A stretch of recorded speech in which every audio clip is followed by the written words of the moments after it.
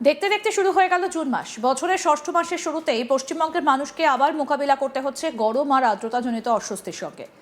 গত কয়েকদিন ধরে রাজ্যের বিভিন্ন প্রান্তে বিক্ষিপ্তভাবে বৃষ্টি হলেও সেই বৃষ্টি খুব বেশি স্বস্তি এনে দিতে পারেনি।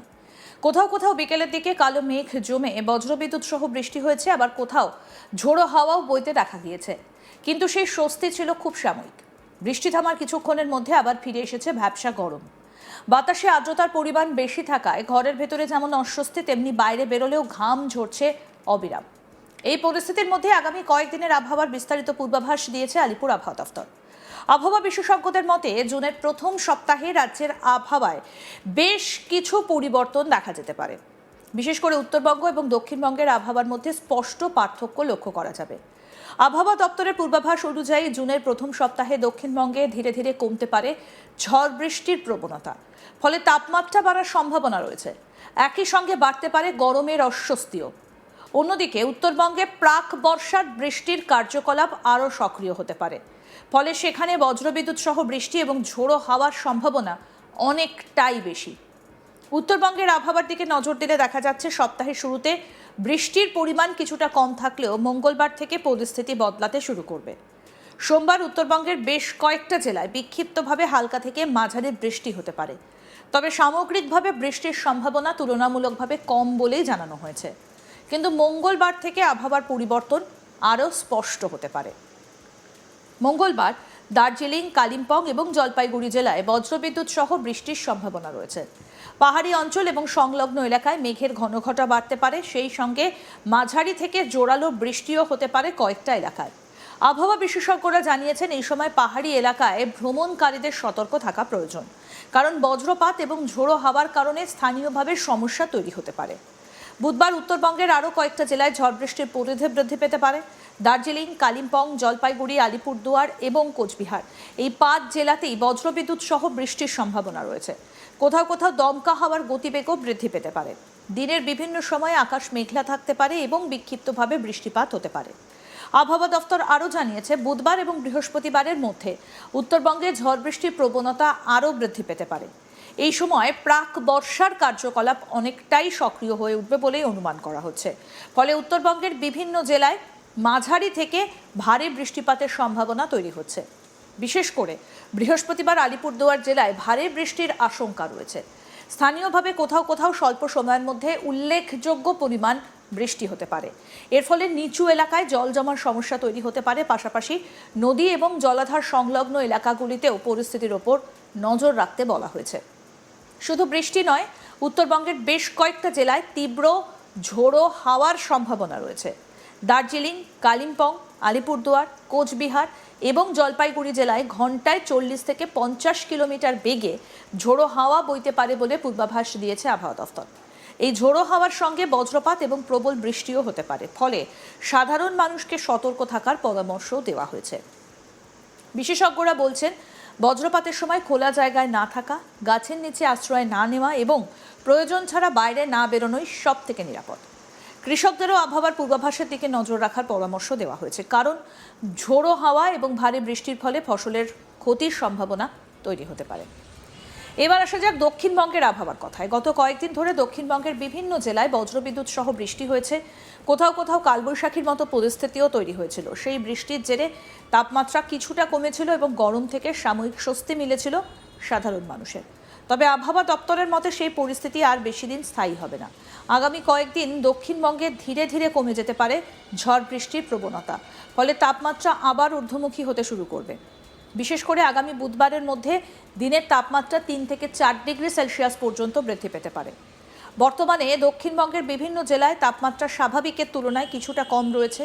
এর মূল কারণ গত কয়েকদিনের বৃষ্টিপাত। কিন্তু বৃষ্টির পরিমাণ কমে গেলে এবং আকাশ পরিষ্কার হতে শুরু করলে সূর্যের তাপ আবার বাড়বে। এর প্রভাব পড়বে দিনের সর্বোচ্চ তাপমাত্রার উপর।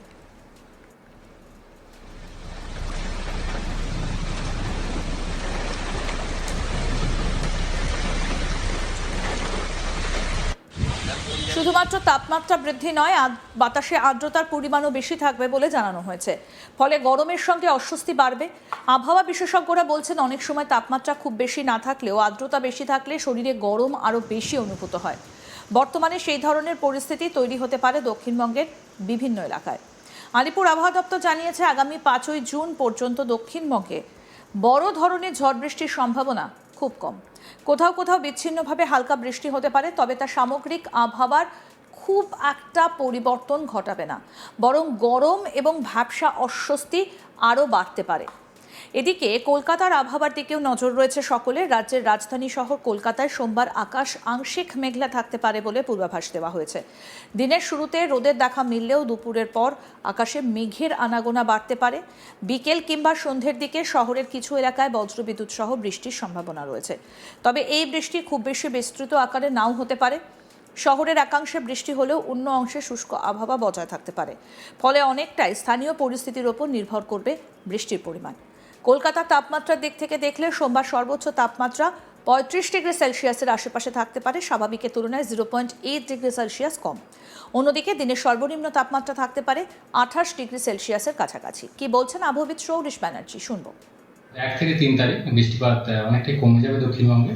স্থানীয়ভাবে 2-1 জায়গায় হালকা বৃষ্টির সম্ভাবনা থাকবে, সেটাও স্বল্পস্থায়ী। তবে বৃষ্টিপাতের সম্ভাবনা কমের দিকে থাকলেও সেটা স্বল্পস্থায়ী এবং স্থানীয়ভাবে হালকা ধরনের 1 থেকে 3 তারিখের মধ্যে। 4 থেকে 5 তারিখ আবার সামান্য একটু বাড়বে, বিক্ষিপ্ত বৃষ্টিপাতের সম্ভাবনা থাকবে 4 থেকে 5 তারিখের মধ্যে দক্ষিণবঙ্গের জেলাগুলিতে।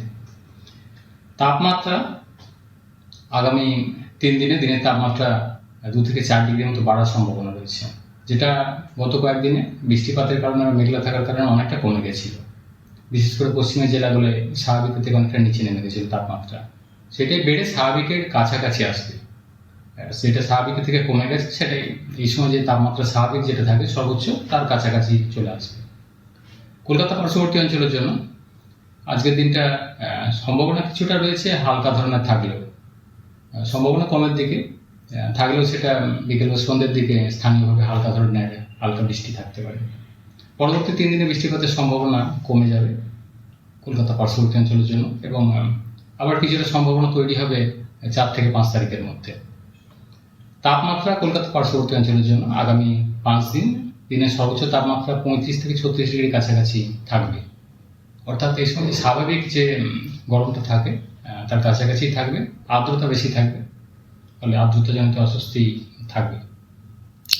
উত্তরবঙ্গের জন্য আগামী 3 দিন পর্যন্ত স্থানীয়ভাবে বা কিছুটা বিক্ষিপ্তভাবে হালকা ধরনের বৃষ্টির সম্ভাবনা থাকছে। উত্তরবঙ্গে বৃষ্টিপাত বাড়ার সম্ভাবনা রয়েছে মেনলি 3 তারিখ থেকে।